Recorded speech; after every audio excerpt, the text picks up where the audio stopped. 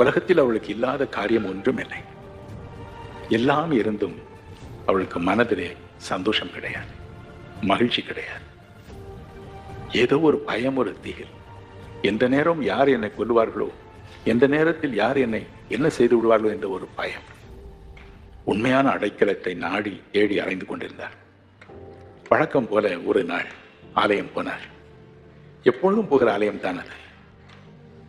அன்று கர்த்தருடைய பந்தியில் சேரும் பொழுது போதகர் அப்பத்தை பிட்டு கொடுக்கும் பொழுது, உனக்காக பிற்கப்பட்ட இயேசுவின் சரீரம் என்று சொன்னார்.